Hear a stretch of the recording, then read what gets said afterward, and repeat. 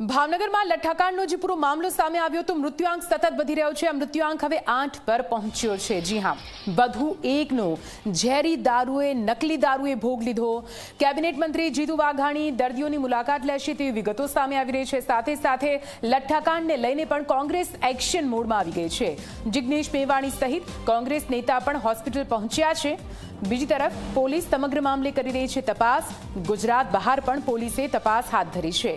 ભાવનગરનો ગૌતમ, રહીશ અને નરેન્દ્ર બનાવતા હતા નકલી દારૂ અને આ નકલી દારૂ બનાવનાર રહીશ ઉજ્જૈન પાસેથી પકડાઈ ચૂક્યો છે। ઇથેનોલ અને મિથેનોલનું મિશ્રણ કરીને બનાવતા હતા નકલી દારૂ। ત્યારે અત્યાર સુધીમાં 2 પીઆઈ સહિત કુલ 6 અધિકારી અને કર્મચારી સસ્પેન્ડ થયા છે। વર્તેજના પીઆઈ અને એલસીબીના પીઆઈને સસ્પેન્ડ કરવામાં આવ્યા।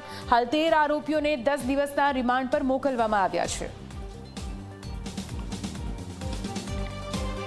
અને હાલ તો સૌથી મોટી ખબર અત્યારે હાલ એ છે કે જિગ્નેશ મેવાણી તેમજ જીતુ વાઘાણી કેબિનેટ મંત્રી જેઓ જેટલા પણ હોસ્પિટલમાં એડમિટ દર્દીઓ છે તેમને મળવા માટે પહોંચી રહ્યા છે।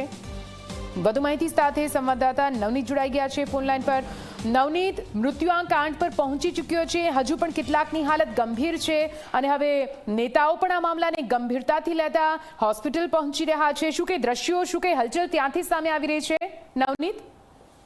ચોક્કસ, ખાસ કરીને જ્યારે આજે સતત ચોથો દિવસ છે કે જ્યારે લઠ્ઠાકાંડ મામલે દર્દીઓ છે હોસ્પિટલની અંદર ઉભરાઈ રહ્યા છે અને 61 જેટલા દર્દીઓ છે તે હોસ્પિટલની અંદર દાખલ થયા હતા, જે પૈકી અનેક લોકોની સારવાર છે એ અહીંયા ચાલી રહી છે। અને એક સારી વાત એ પણ છે કે ઘણા બધા દર્દીઓ છે એ સાજા થઈ રહ્યા છે, પરંતુ આજે હવે સતત ચોથા દિવસે રાજકીય જે ગરમાવો છે જોવા મળી રહ્યો છે।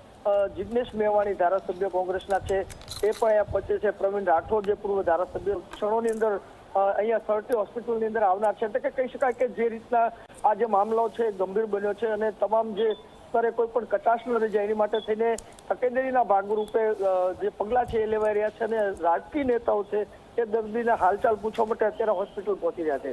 જી બિલકુલ નવનીત, પૂરી માહિતી માટે આભાર। તો આપ જુઓ, હોસ્પિટલમાં દર્દીઓ ઉભરાઈ રહ્યા છે, એક જેવા તેમના લક્ષણો છે અને એટલા માટે જ હવે આ મામલાની ગંભીરતાને સમજતા પોલીસ વિભાગ તો એક્શન મોડમાં આવી ગયો છે। આ તરફ સરકાર પણ આ મામલાની ગંભીરતાને સમજી રહી છે। કેબિનેટ મંત્રી જીતુ વાઘાણી જે દર્દીઓની મુલાકાત લેવા માટે પહોંચ્યા, તેમના પરિવારજનો સાથે મુલાકાત કરી રહ્યા છે।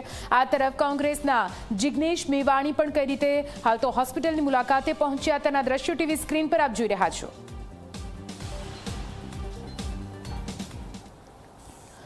તો હાલ તો નકલી દારૂના લઠ્ઠાકાંડમાં મૃત્યુઆંક 8 પર પહોંચી ચૂક્યો છે। સરટી